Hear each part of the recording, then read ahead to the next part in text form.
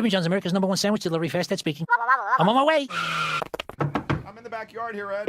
Wow, you are fast. Yes, sir, freaky fast and freaky good, but I gotta say, I've never delivered to a dude in a doghouse. Well, I'm definitely in the doghouse. I thought in the doghouse was just an expression, a figure of speech. Well, the doghouse is a very real place. How long are you condemned to your canine quarters? Too soon to tell, but on the bright The side... doghouse has a bright side. Yeah, the wife can't throw a lamp this far.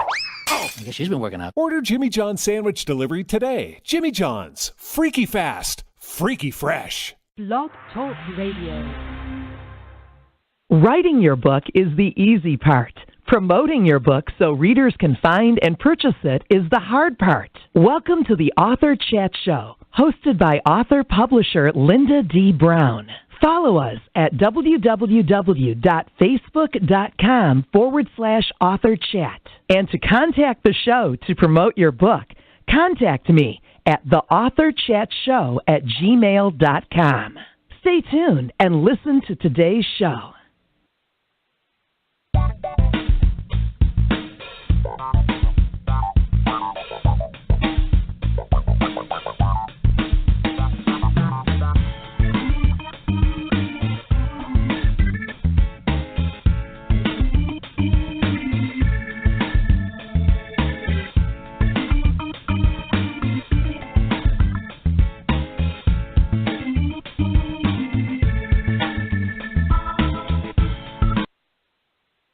Good afternoon, and welcome to the Saturday edition of the Author Chat Show. I'm your host, Lynda D. Brown. Excuse me. My guest today is author and actress Kathryn Leigh Scotts.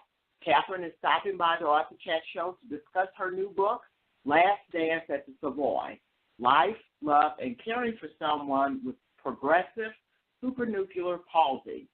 Now, Kathryn was also an actress on the very popular soap opera Dark Shadows. So we're going to chat with her a little bit about her book, Last Dance at the Savoy, and also about a couple of books that she's written about Dark Shadows. This is Kathryn's first time on the show, and we'll be right back to chat with her about her book after a word from today's sponsor.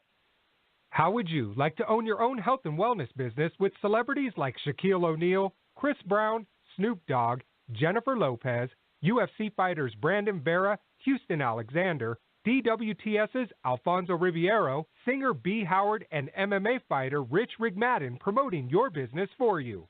How would you like to share amazing, great-tasting products with your friends and family and make extra money and get free products? How would you like to earn weekly and monthly bonuses? What about getting your share of equity in this billion-dollar company? For more information, log on to www.whatareyouyoueating.info.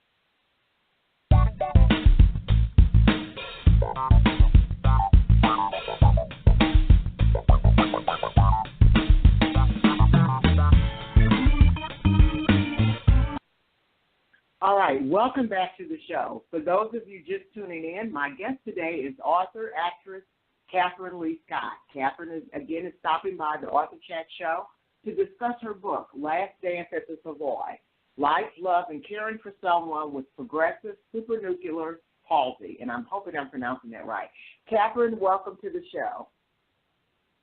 Oh, Lynda, thank you so much for having me on your show. And I just loved your introduction because, you know, I've always said writing is easy. Finding one's readership is hard. So thank you. Yeah. Not a problem. Kathryn, that's exactly one of the reasons why I created this show. Actually, it'd be 5 years ago, come November, I believe. So it's a pleasure to have you on the show. Oh, aren't you sweet? It's a pleasure to have you on the show.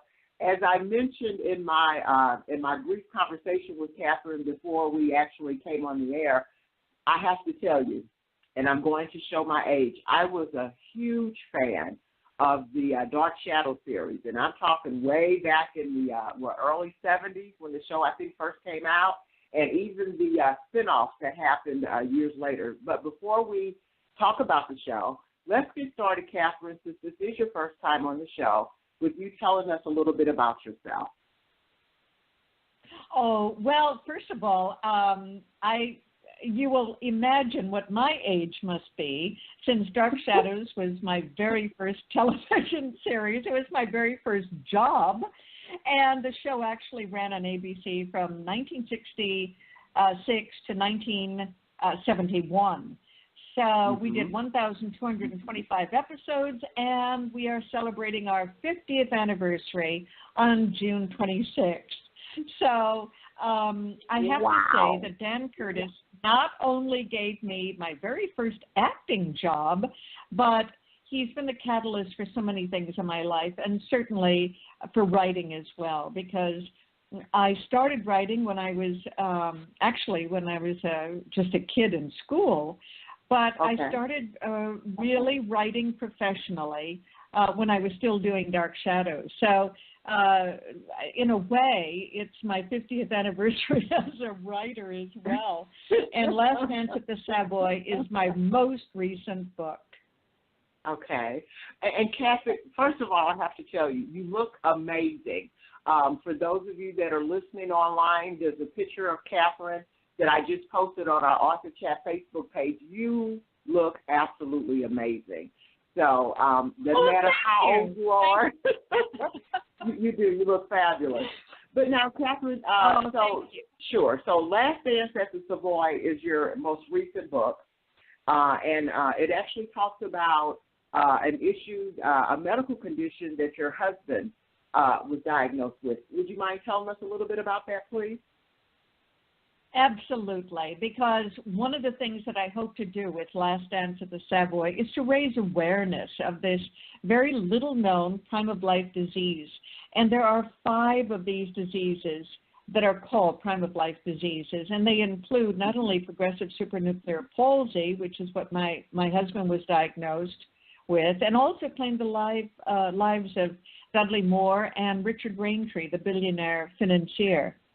But also it includes multiple systems atrophy, cortical basal degeneration, Lewy body with dementia, which is what Robin Williams was diagnosed with, and also ALS, which everyone knows as Lou Gehrig's disease. And these 5 diseases they were once known as Parkinson's plus, although Parkinsonian syndrome is a very small part of it.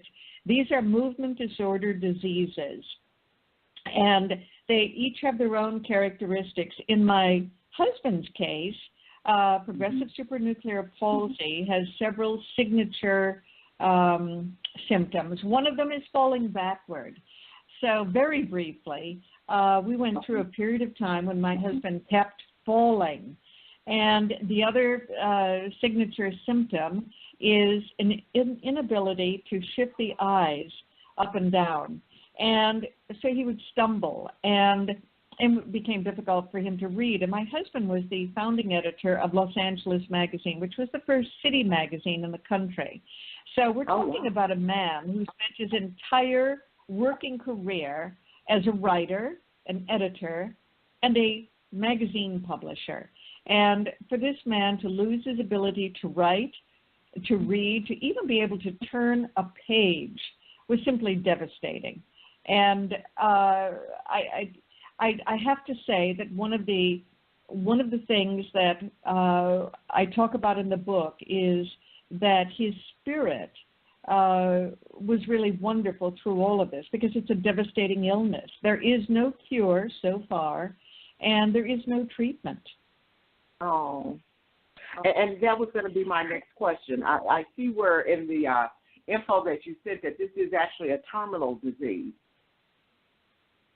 It is a terminal disease, and as soon as Jeff and I learned that he had progressive supranuclear palsy, and I don't blame any of the people listening to us speak now. I'm sure they're all wondering, as I did, what is this disease? And the reason why I wrote this book is because when Jeff was diagnosed in 2007, I would have given anything to know about a book that would tell me what was ahead for me, because there are lots of things that you can ask a doctor about, but what you really want to know are how to handle the day-to-day challenges of dealing with somebody with a brain disease, a movement disorder that is going to be progressive and that will end eventually, of course, in death. And there was no such thing. And I scoured the internet trying to find something. Because what I really wanted to read about were the personal experiences of other people either going through it or having already dealt with it. And there was just very little that I could find. So I'm really, Lynda, this is one of the gifts in the early stages of Jeff's disease. One of his early doctors said, you ought to keep a journal. And I told him, well, I'm a writer. I already do keep a daily journal. And he said, well, this one should be very specific. And so I ended up keeping track of all of the medications that we experimented with and the handicap equipment that we installed and all of the other things that we did to keep Jeff safe and give him comfort and a quality of life. So because I had kept a daily journal, that formed the template for this book. I would not have been able to write this book if I did not have that very detailed account of what we went through. Right. And Kathryn, since this is a disease that, like you said, there are not a lot of books about, and honestly, I just have to say this is one of the reasons why I love indie publishing, because we're writing books about things that are affecting our lives that sometimes traditional publishers might not think will sell, so they're not really interested in it. But there was a very dear friend of mine, and a lot of you will know him because he came on the show a lot of times. His name was, oh my goodness, I can't believe I can't remember his name. He was such an inspiration to me because he actually helped me start my publishing company. Let's see, Dan Pointer. Thank you, Daniel Pointer. He's the author of. Oh my goodness. Dan Pointer was a very close friend of mine. I didn't know you knew him. Oh, are you serious? Oh my God, I love Dan Pointer. I'm gonna have to send you the interview that we did because he became ill, and he contacted me. What did he Go ahead, have? sweetie. Okay, I'm going to pull it up while I'm speaking to you. Because you're aware that he did just pass, right? He passed like late last year, and I was just absolutely devastated. Dan wrote a book, and actually I always refer people to his book, the Self-Publishing Manuals 1 and 2, because they were so instrumental in helping me get started with my book. But he wrote a book about his this disease that he ended up getting, and unfortunately it ended his life. Bear with me now. I'm on Amazon as I'm speaking to you to see if I can find that. Oh, that's all right. I have to say, Lynda, I have to tell you, Dan Pointer is the whole reason why I started Pomegranate Press. I wanted to write a book about dark shadows, and I wrote it and got in touch with Dan, and I said, I know how to reach my readership. Right. How do I go about publishing a book? I bought his book, and then I attended his seminars, and he became a very close, really close friend and confidant. And I am going all the way. I am going back 32 years. That's how long I knew Dan Pointer. And I was devastated when he died, and I had no idea that he had been ill, but he was a great inspiration to me. And here we are. This is what we're talking about. Dan Pointer inspired me. And talk about paying it forward. As far as I'm concerned, with Last Dance at the Savoy, I am paying it forward. Having written and published maybe 40 or 50 books, and not just by me, but I've published books by other people with Pomegranate Press. It's all due to Dan, and I feel like I'm paying it forward by doing Last Dance at the Savoy because I'm helping other people, guiding them with the challenges that they are facing. Exactly. I just can't believe you even mentioned the name Dan Pointer. Sweetie, Dan was a great guy. Oh yes, he was so sweet to me when I reached out to him and told him what I was trying to do. And then when I started the show, not only did he come on a couple of times to talk about self-publishing, but he actually, because for those of you that are familiar with Dan, he had a newsletter called Para Publishing, because, you know, his passion was parachuting. Right. Exactly. And he actually posted information about authors coming on, you know, how to get on my show, and he was just so sweet. And when I heard that, he got my heart. He was, yeah. Wow. He was one of the greatest resources.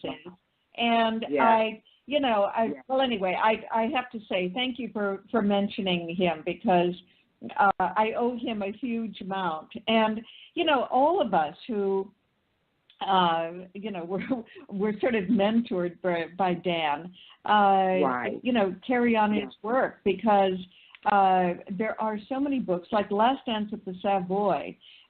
Its readership will be not just people with progressive supranuclear palsy, but people who are dealing with caregiving issues, because this book is as much about life and love as it is about caregiving.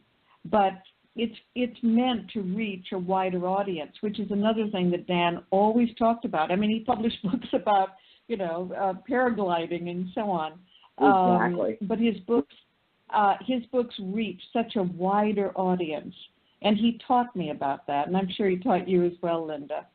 Yes, he did. Oh, my goodness. The fact that we both are lives so were touched by this man.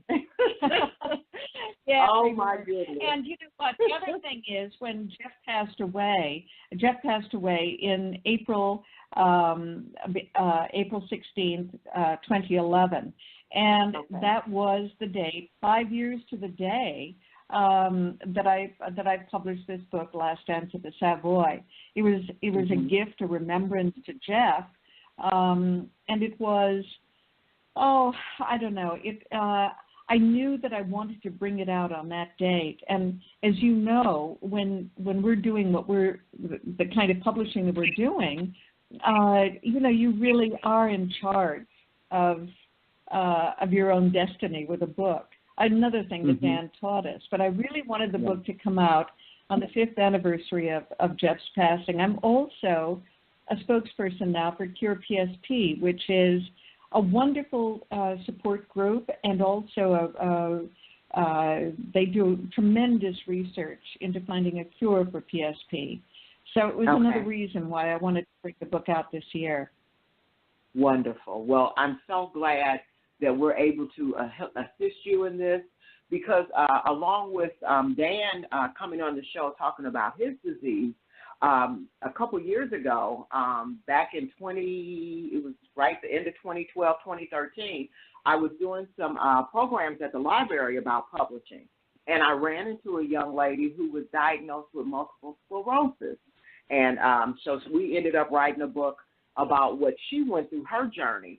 And thank God she's still with us. But, it just shows you just how important it is that if there's something inside of you, you've got to, and I say this so much on my show, ladies and gentlemen that are listening, there is a book inside of you. Please don't leave here without sharing it with the world. You never know who you're going to help. There's a book inside everyone, and if not more than one book. And that's so interesting what you've just mentioned, because you know, there is not a cure for multiple sclerosis, but there is treatment. And when Jeff was diagnosed in 2007 with progressive supranuclear palsy, he probably had a better idea of the daily challenges we were going to face, because his first wife, Barbara, had been diagnosed with multiple sclerosis only a few days, I think it was a week or so perhaps, after they were married. And she never went into remission, and she passed away after 12 years, yes.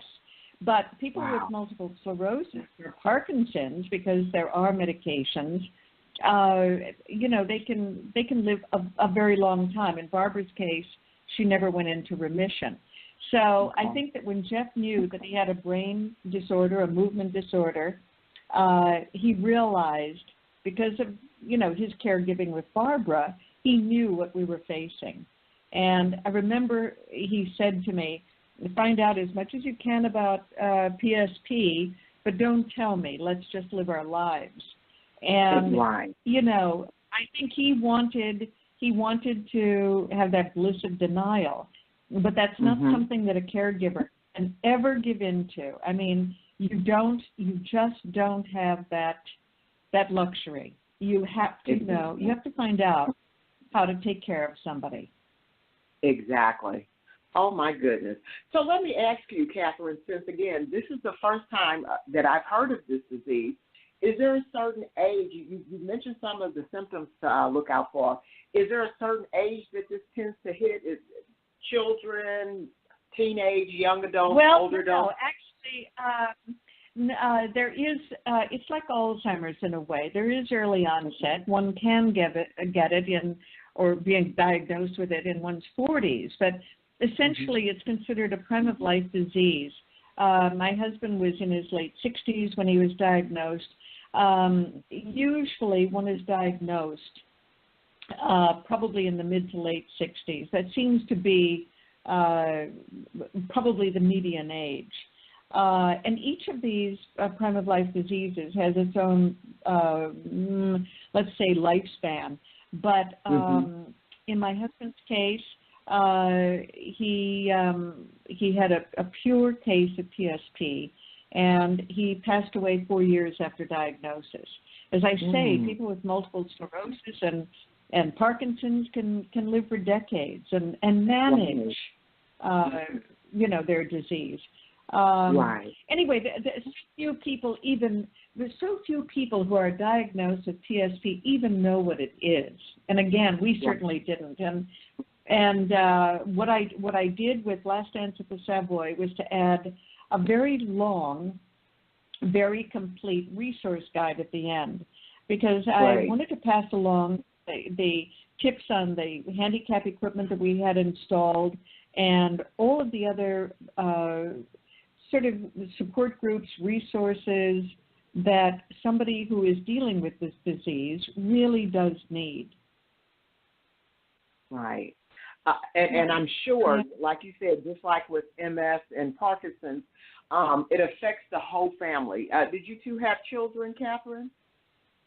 I don't have children. I have stepchildren, but in fact, it does affect the whole family, and that's another thing, Lynda. It's a very isolating disease because as the disease progresses and you lose your ability to speak, to read, to really communicate, of course, friends kind of drop away, and it's very isolating for both the caregiver and the patient, which is another thing that I discuss in the book. The ways in which one can stay relevant. In my husband's case, he volunteered for several clinical drug trials, and there were a lot of other things that we did to give him a real quality of life that included social contacts. We found ways in which we, could maintain the friendships and the communication that we had, and that's so important. Absolutely, absolutely. Well, believe it or not, we're down to like 6 minutes. This is just how quickly Lynda, these interviews go. You want to talk a little bit about Dark Shadows. And let's talk a little bit about Dark celebrating. Shadows. Okay. So tell me how you got the role. How did you get the role on Dark Shadows? I auditioned. I was still in acting school, and but I did have an agent that sent me up, and I met Dan Curtis, and I auditioned several times for the role actually of Victoria Winters, and then I got the role of Maggie Evans, and I was one of the first people cast actually, and I was on the very, very first episode.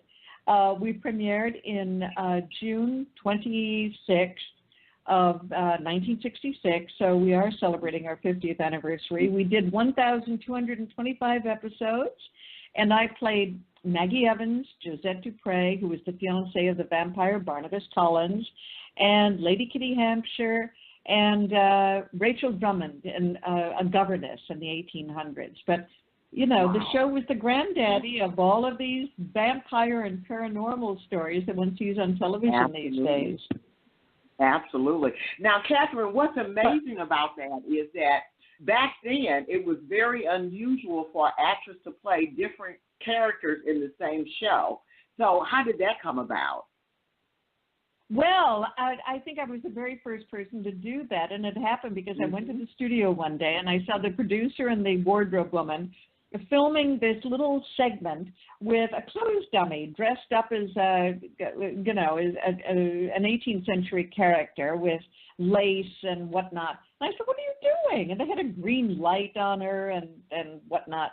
And I said, "What are you doing?" And they said, "Well, this is the ghost of Josette, and she has jumped off the cliff because she's the unrequited love of Barnabas Collins." Right. And they said, "What do you think?" And I said, remember "It looks like a clothes dummy." So just because I was so impertinent, the producer said, "Okay, why don't you step in for the dummy?" So I put on all of the tattered lace and the old wig, and I stood in for Josette. And when the producer, Dan Curtis, saw it, and he saw how lifelike it was when I raised my arms, and of course they had a fan blowing on me, so my eyes watered, and he said, "Oh my God, she's got to play Josette." So the network, of course, ABC, said, no, the audience will get confused. Dan said, "Oh no." He said, "Trust me, they'll follow this." So exactly. I ended up playing Josette Dupre, and then the other two characters followed that. But I mean, I went from a 1960s waitress, Maggie Evans in a roadside diner, to playing this wonderful 1790s character, Josette Dupre. Exactly. And now my favorite character on Dark Shadows was David Selby's character of the werewolf. Yes, I fell in love as an 8-9-year-old with him. He was just so incredibly sexy to me. So tell me, and I see that in a couple of your books. Go ahead, sweetie. No, I talked to David last night, and I will probably be having coffee. Oh, I talk to him all the time. We're very, very close friends, and also Laura Parker, who played Angelique. And I will probably have coffee with David next week. And I just want you to know he is so handsome still 50 years later. He's just the most handsome and lovely and wonderful man. I adore him. So if you don't mind, I'm going to say hello to him from you. Would you please? Because not only did I follow him on Dark Shadows, but when he came on Falcon Crest, I was like, oh, my God, I'm there.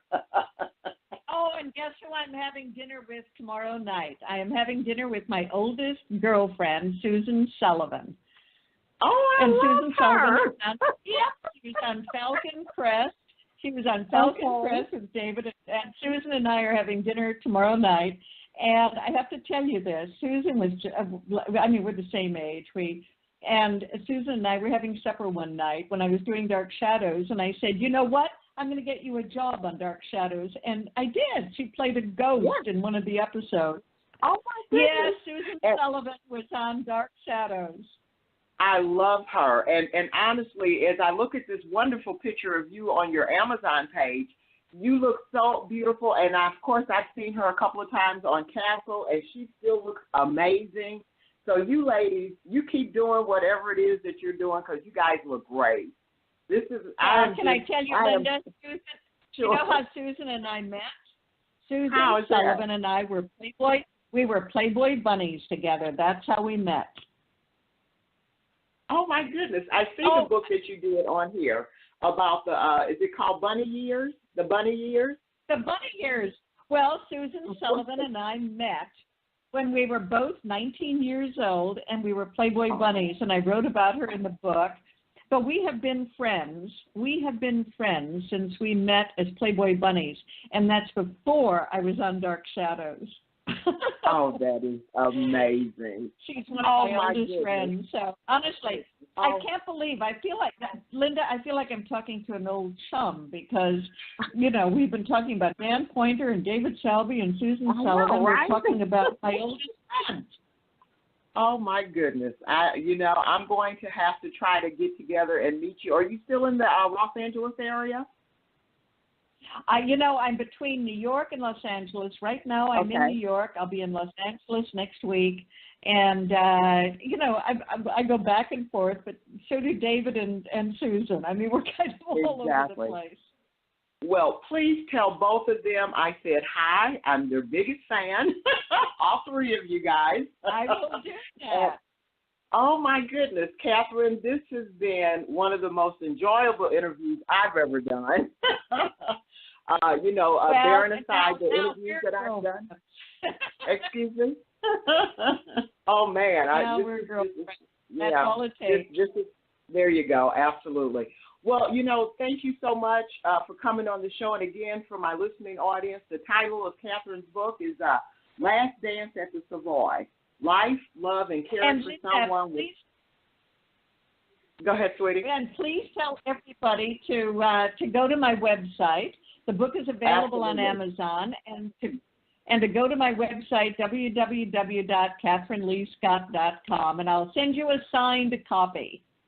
All right. I will put that on our Author Chat Facebook page so that way they'll have access to it. And I will get you this, because, this turns into, I create a YouTube video out of your interview. So I will take this audio and get the pictures of all your books and put that on your YouTube video so that way you can also showcase that on your website. Thank you so much. Not a problem, sweetheart. Listen, you enjoy the rest of your Saturday. Again, thank you so much for coming on and sharing your book and your story about your husband's disease and also your wonderful career and all the wonderful people that you know that I've been fans of for years. Okay. It's amazing. All righty. Well, thanks so much, sweetheart. Enjoy the rest of your Saturday. Bye-bye. Thank you, Lynda. You too. Bye-bye. Bye, sweetie. All right, that was author, actress Kathryn Leigh Scotts. Again, she's the author of the book, Last Dance at the Savoy, Life, Love, and Caring for Someone with Progressive Supranuclear Palsy.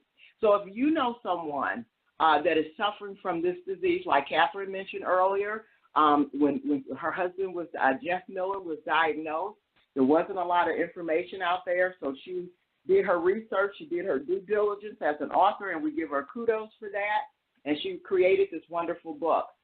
The book is available on Amazon, BarnesandNobles.com, anywhere where books are sold, and it's available in all three formats, so I didn't even have to mention to her about Audible, which I love. So you can get the Kindle for $9.99. The paperback is $13.29, and again, you can always go to Audible.com and look at and find the book there in audiobook. Well, that's our show for today. Thank you so much for tuning in. It looks like we were able to withstand the severe thunderstorm that rolled through the area, and it looks like it's all clear now. But enjoy the rest of your Saturday, and again, thank you so much for tuning in to the Author Chat Show. Goodbye. Jimmy John's, America's #1 sandwich delivery, fast Ed speaking. I'm on my way. I'm in the backyard here, Ed. Wow, you are fast. Yes, sir, freaky fast and freaky good. But I got to say, I've never delivered to a dude in a doghouse. Well, I'm definitely in the doghouse. I thought in the doghouse was just an expression, a figure of speech. Well, the doghouse is a very real place. How long are you condemned to your canine quarters? Too soon to tell, but on the bright The side... doghouse has a bright side. Yeah, the wife can't throw a lamp this far. I guess she's been working out. Order Jimmy John's sandwich delivery today. Jimmy John's. Freaky fast. Freaky fresh.